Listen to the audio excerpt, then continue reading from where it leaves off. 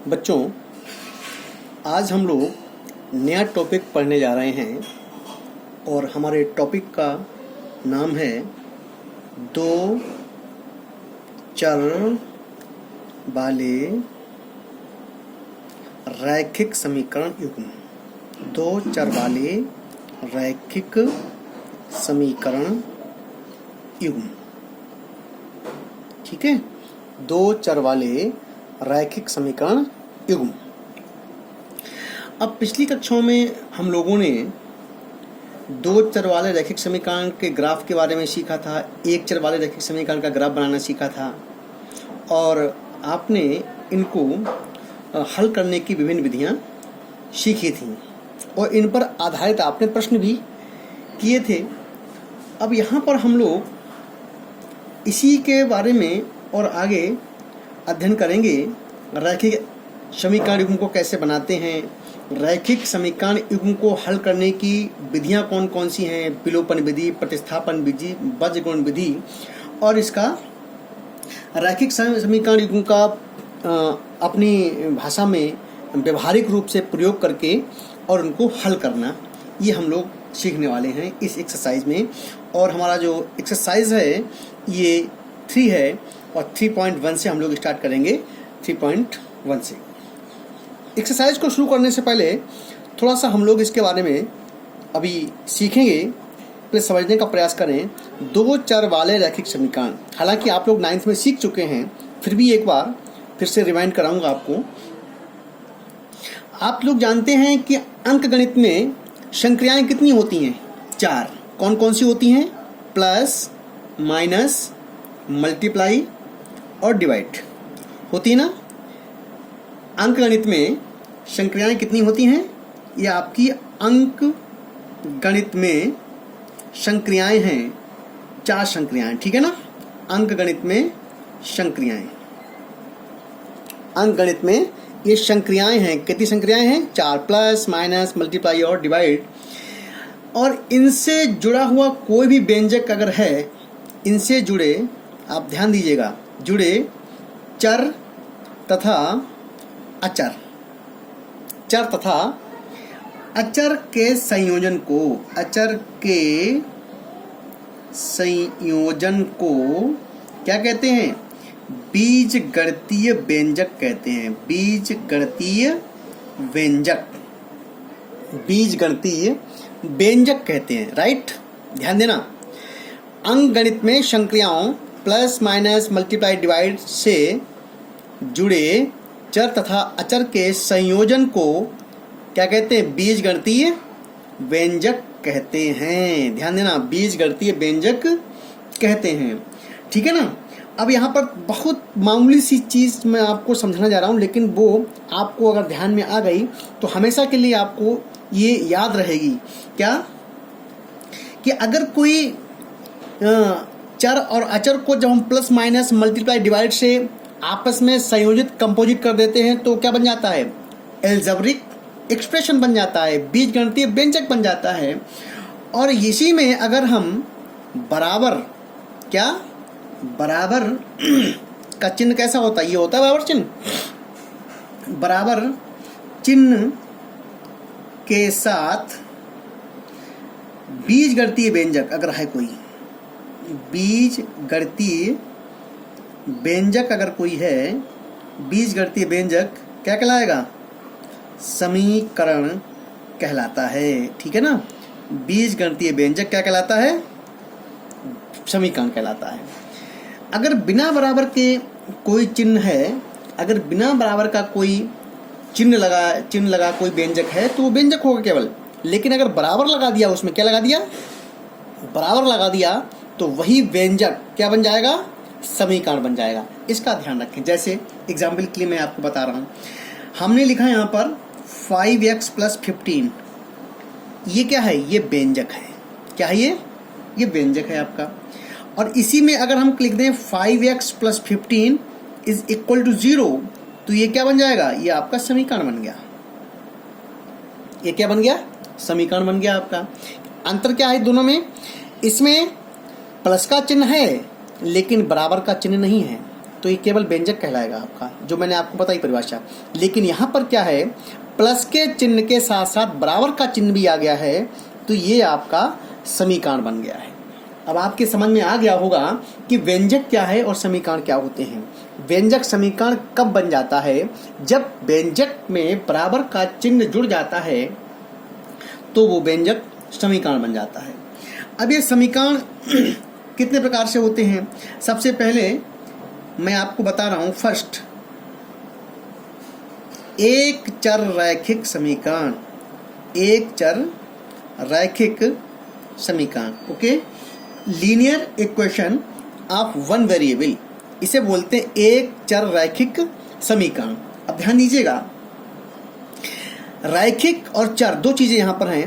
रैखिक का मतलब होता है, रैखिक का अर्थ क्या है, मैं यहां पे लिखे दे रहा हूं, आपको ध्यान रहेगा। रैखिक का अर्थ होता है, रैखिक का अर्थ क्या है, चर पर एक घात, चर पर एक घात, ठीक है ना। चर पर एक घात से है। अगर रैखिक का मतलब है कि चर पर अगर एक घात लगी है तो वो रैखिक कहलाएगा, ठीक है ना। जैसे यहां देखिए आप, x पे घात कितनी है, एक, तो ये आपका रैखिक व्यंजक कहलाएगा। अगर इस पे क्या है, x घात एक है ना, तो ये रैखिक समीकरण कहलाएगा। अब यहाँ पर ये बताइए मुझे कि इसमें चर कितने हैं, केवल x एक ही चर है ना, तो ये आपका रैखिक समीकरण कहलाएगा। तो रैखिक समीकरण जो होता है जिसमें केवल एक चर होता है, ठीक है ना, एक चर होता है, वो आपका रैखिक समीकरण कहलाएगा।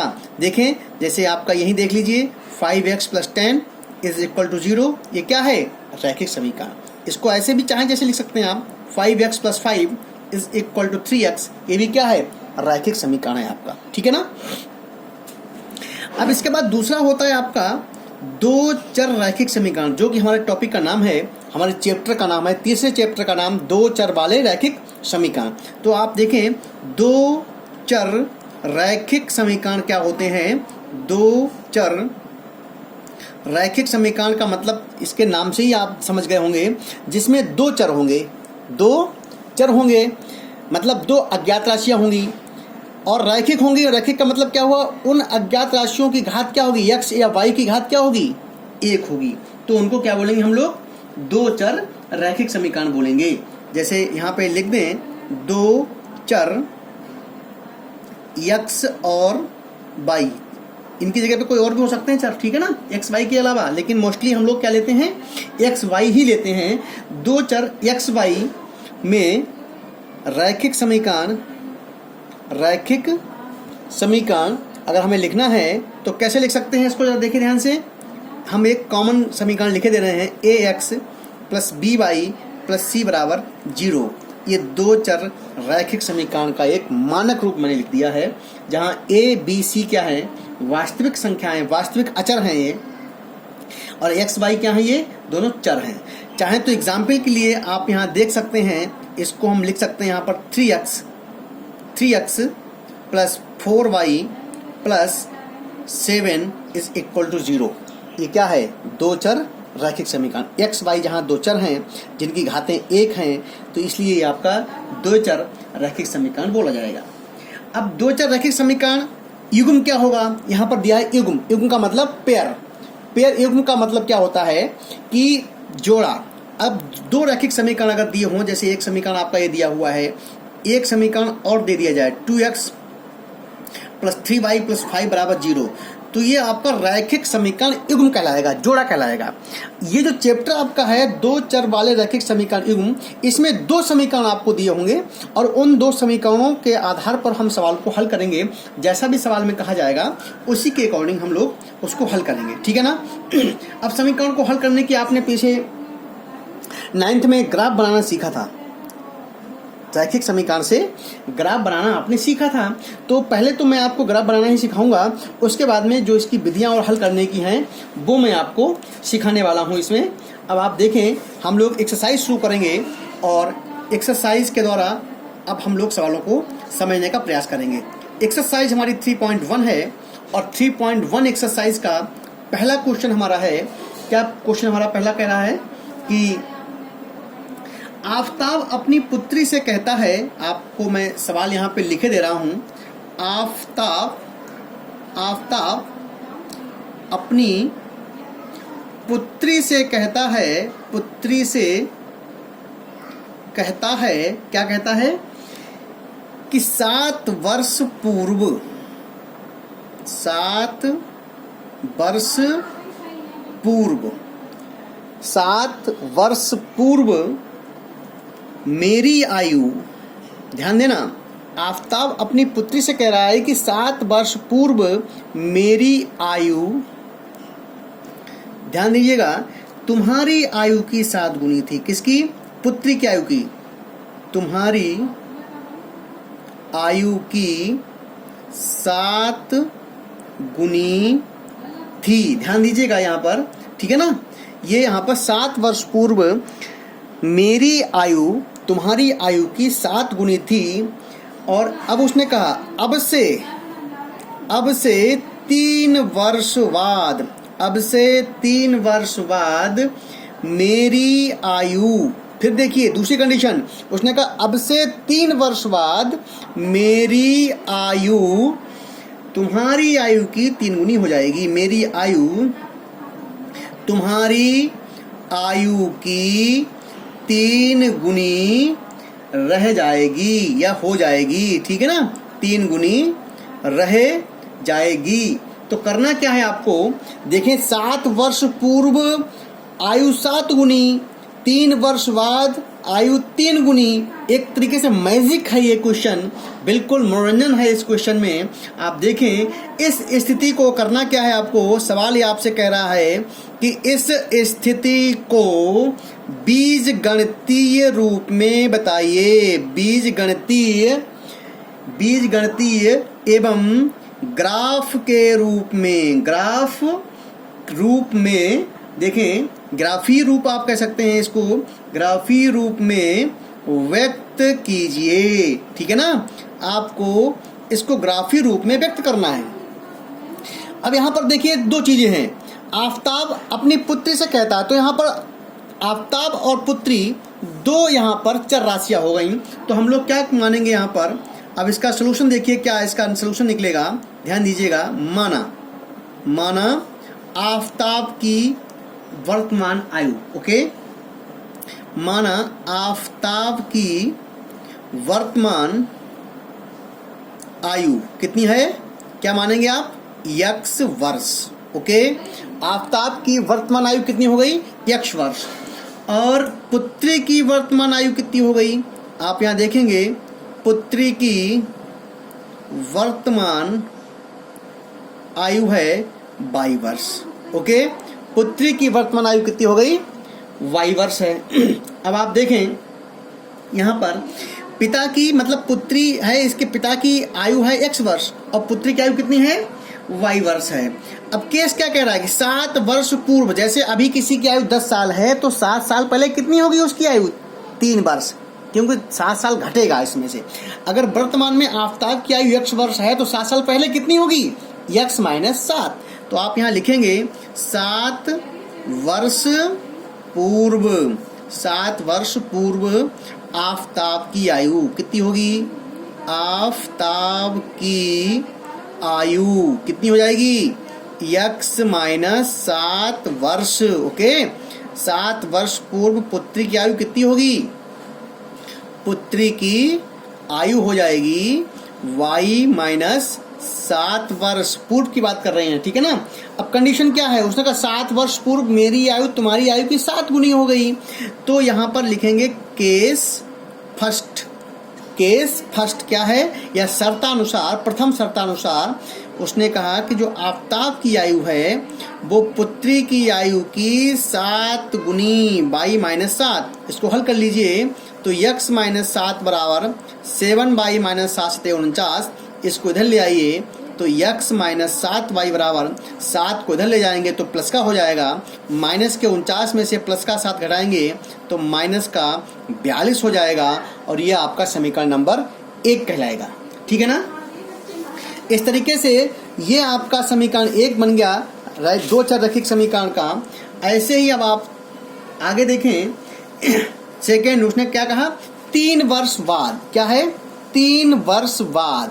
तो आप 3 वर्ष बाद की जब बात करेंगे तो यहाँ लिखेंगे 3 वर्ष बाद। ओके, 3 वर्ष बाद क्या पोजीशन है? आफताब की आयु कितनी होगी 3 वर्ष बाद? आफताब की आयु कितनी हो जाएगी 3 वर्ष बाद? जुड़ेगी ना, बाद में है तो जुड़ती है, तो x प्लस 3 वर्ष। और पुत्री की आयु कितनी होगी 3 साल के बाद? पुत्री की आयु हो जाएगी 22 प्लस 3 वर्ष। ओके, आफताब की आयु x प्लस 3 और पुत्री की आयु क्या है 22 प्लस 3। ओके, अब आप देखें इसको, अब शर्त क्या है? तो आप लिखेंगे केस सेकेंड, उसने ये कहा आपसे कि x प्लस 3 बराबर 3 इंटू वाई प्लस 3। इसको हल करिए आप, तो x प्लस 3 बराबर 3y प्लस 3 या 9, इसको इधर ले आइए। x माइनस 3y बराबर 9 माइनस 3, तो x माइनस 3y बराबर 6। ये आपका समीकरण नंबर 2 हो गया। अब करना क्या है आपको? उसने आपसे ये कहा है कि बीजगणित के रूप में लिख करके इसका ग्राफीय निरूपण करिए। देखो क्या लिखा है, इस स्थिति को बीजगणितीय एवं ग्राफीय रूप में। तो बीजगणित तो आपने कर लिया है, समीकरण 1 2 बने, और समीकरण 1 है आपका और समीकरण 2 है, ये बीजगणितीय है। ग्राफीय में इसको ग्राफ में और दिखा देना है, ठीक है ना। तो आप देखें समीकरण 1 से, समीकरण 1 क्या है हमारा? x minus 7y is equal to minus 42। तो ये हो जाएगा आपका x बराबर 7y माइनस 42। और यहाँ पर जब आप एक सारणी बनाएंगे इसकी, ठीक है ना, कैसे? x y, अब आप यहाँ y के मान रखते जाओ और अपने आप x के मान आते जाएंगे। अगर हम यहाँ पर y के मान, आप यहाँ देखें ध्यान से, y का मान अगर यहाँ पर 0 कर दें, है ना, या y का मान यहाँ पर 6 कर दें, तो 7 छंग 42 हो जाएगा। तो x का मान 0 आ जाएगा ना। देखो 7 छंग 42, 42 माइनस 42 क्या आ जाएगा? 0 आ जाएगा, है ना। ऐसे ही आप आगे और कर सकते हैं। अगर y का मान हम 7 कर दें, कितना कर दें? 7 कर दें, तो 7 से 49 में से घटाएंगे 42, तो कितना बचेगा बताइए?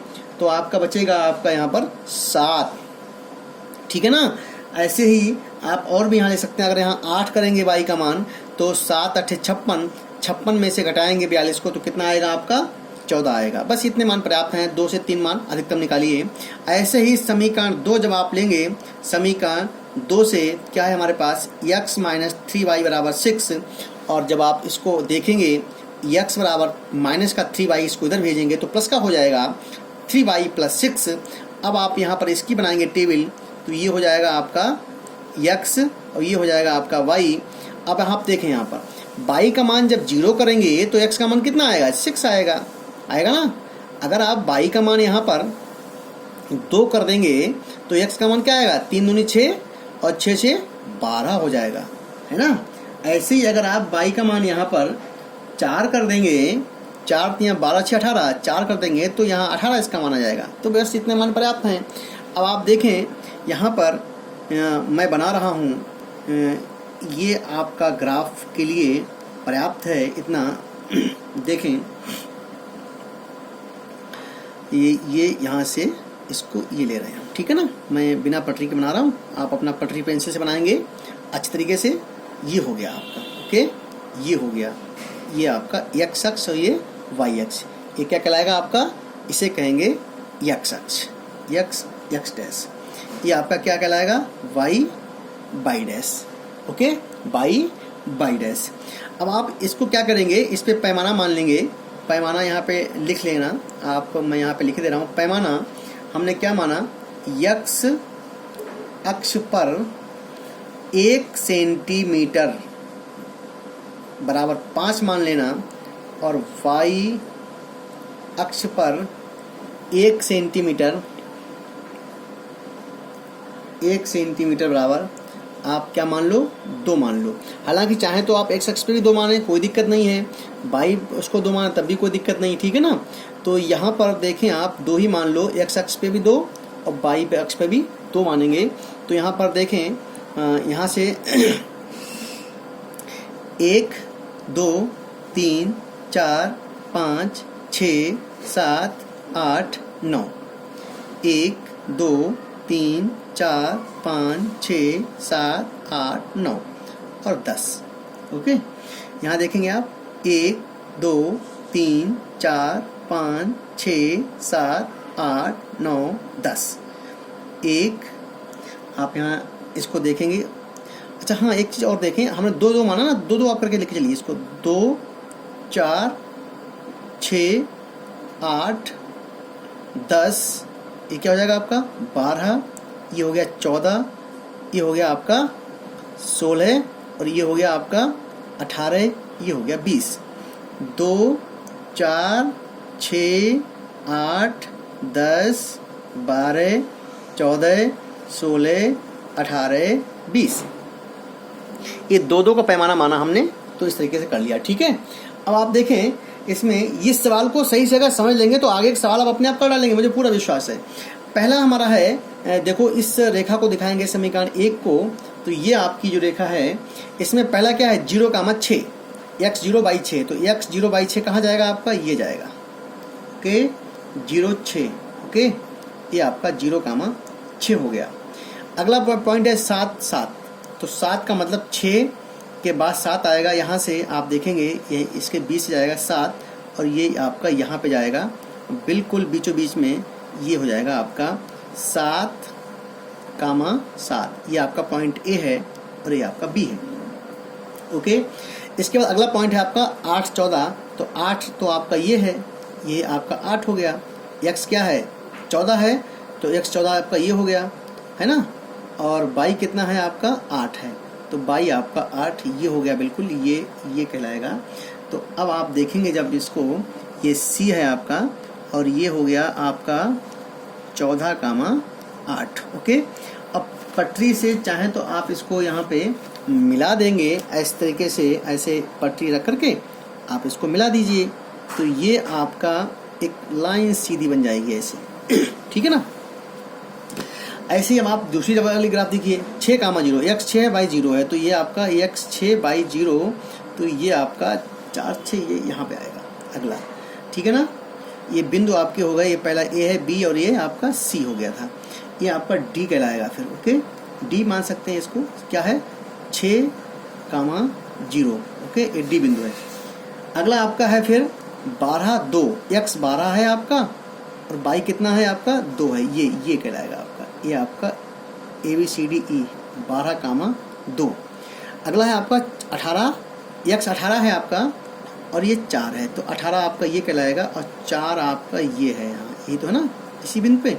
गुड, तो ये है आपका 18,4 ABCDEF। अब पटरी से आप इसको भी मिला देंगे, ऐसे आप इसको मिला दीजिएगा, तो ये आपका ये ऐसे ए भी हो जाएगा। ठीक है ना, आगे जाके कहीं पे मिलेंगे, बस कहीं पे जाके मिलेंगे, तो अब हमें आगे थोड़ा सा बड़ा होता तो और आगे देखते हैं कहाँ पे जाके मिलेंगे। फिलहाल ये आपका ग्राफीय निरूपण हो गया इसका, तो उसने यही आपसे कहा था कि इसका बीजगणितीय और ग्राफीय निरूपण कीजिए। तो बीजगणितीय में आपके बीजगणितीय समीकरण बन गए, ये जो आपके बीजगणितीय समीकरण है। ठीक है ना, ये आपका दूसरा समीकरण है, ये पहला समीकरण था पहले, और ग्राफीय निरूपण हो गया। ठीक है ना, आज के लिए इतना ही। इसके 2 सवाल और हैं, वो आप अपने आप करेंगे ट्राई, और नहीं तो मैं आपको बता दूंगा। आज के लिए इतना ही, थैंक यू।